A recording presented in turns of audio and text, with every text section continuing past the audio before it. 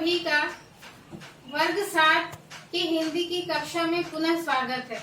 हमने पिछला अध्याय मानो बनो पढ़ा था, जो कि एक कविता थी। आइए देखते हैं अब अगला अध्याय क्या है।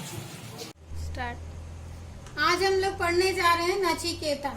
आइए देखते हैं नचिकेता से जुड़े कुछ मुख्य तथ्य। नचिकेता की विधा है कहानी। इसका रचना काल यानी कि कहानी लिखने का समय लगभग 1000 ईस्वी पूर्व रहा होगा। नचिकेता कहानी कठोपनिषद से ली गई है। कठोपनिषद के रचयिता कठ नामक आचार्य थे, जो ऋषि वैशंपायन के शिष्य थे। कठ आचार्य के नाम पर ही इस उपनिषद का नाम कठोपनिषद पड़ा। नचिकेता कौन था? नचिकेता एक ऐसा बालक था जो अपने पिता की आज्ञा का पालन करने के लिए जीवित ही यमराज से मिलने यमलोक पहुंच गया था। उस समय उसकी उम्र महज 12-13 वर्ष रही होगी। वह एक दृढ़ निश्चयी, निडर एवं पितृभक्त बालक था। अब हम लोग इसकी कहानी को सुनते हैं। यहाँ हमें एक तस्वीर दिख रही है। इस तस्वीर में एक बालक है और एक ऋषि है। यह ऋषि महर्षि बालश्रवा है और इन्हीं का पुत्र है यह बालक नचिकेता। एक दिन बालश्रवा ने अपने पुत्र नचिकेता से सर्वमेघ यज्ञ करने की इच्छा व्यक्त की। उन्होंने कहा कि इस यज्ञ में मैं अपना सब कुछ दान में दे दूंगा, तभी मुझे इस यज्ञ का सुफल प्राप्त होगा। नचिकेता इस बात से बहुत ही प्रसन्न हुआ। उसने कहा, पिताश्री मैं भी इस यज्ञ में शामिल होऊंगा। निश्चित तिथि को यज्ञ प्रारंभ हुआ। यज्ञ में बहुत दूर दूर से ब्राह्मण आए थे। उन्हें इस यज्ञ में अच्छी दक्षिणा मिलने की संभावना थी।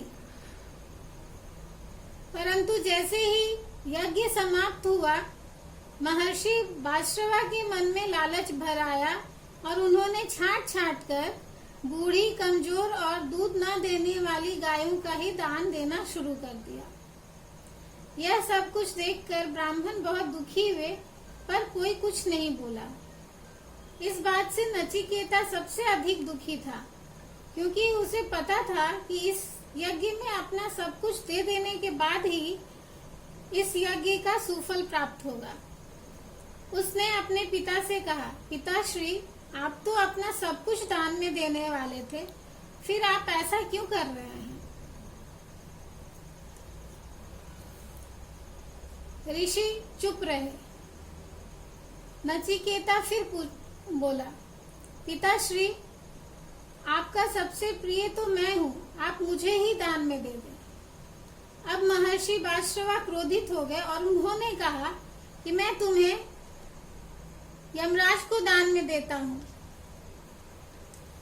नचिकेता यह बात सुनकर प्रसन्न हुआ और वह बोला, ठीक है पिताश्री, मैं यमराज के पास जाता हूँ, आप अपना सब कुछ दान में दे दीजिएगा। महर्षि और भी क्रोधित होकर बोले कि तुम यमराज के पास जाओ, मैं देख लूंगा। और अब नचिकेता जब बालश्रवा के चरण स्पर्श कर जाने को हुआ, तब महर्षि को अपनी गलती का एहसास हुआ। उन्होंने उसे रोकने के उद्देश्य से पूछा कि क्या तुम जानते हो यमराज कौन है? उसने निडर होकर कहा, हाँ, यमराज मृत्यु के देवता है। बालश्रवा फिर बोले, इसके बावजूद तुम जाना चाह रहे हो? तब नचिकेता बोला कि पिताश्री आपकी आज्ञा से मैं कहीं भी जा सकता हूँ, मुझे आप जाने की आज्ञा दीजिए। और इसके बाद वह यमपुरी की ओर चल पड़ता है।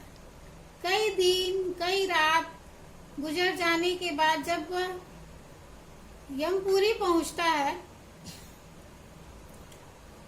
तो वहां यमराज नहीं थे और प्रहरी ने उसे रोका। उसने प्रहरी से यमराज से मिलने का आग्रह किया। तब प्रहरी बोला, यमराज अभी यमलोक में नहीं है, कहीं और गए हैं। तुम 3 दिन के बाद आना। नचिकेता वहीं 3 दिन 3 रात भूखा प्यासा पड़ा रहा। 3 दिनों के पश्चात जब यमराज यमलोक पहुंचे तो उन्होंने एक ब्राह्मण बालक को यमपुरी में देखकर उन्हें बड़ा आश्चर्य हुआ। उन्होंने उसका परिचय पूछा। उसने अपना सारा हाल कह सुनाया। यमराज को बहुत ही आश्चर्य हुआ। एक पिता कैसे किसी बालक को यमराज के पास जाने के लिए कह सकते हैं।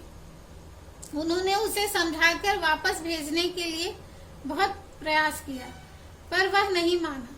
बोला, मुझे आपके पास दान स्वरूप भेजा गया है। यमराज नचिकेता की पितृ भक्ति से काफी प्रसन्न हुए और उन्होंने उससे 3 वरदान मांगने के लिए कहा। नचिकेता उनसे 3 वर मांगता है।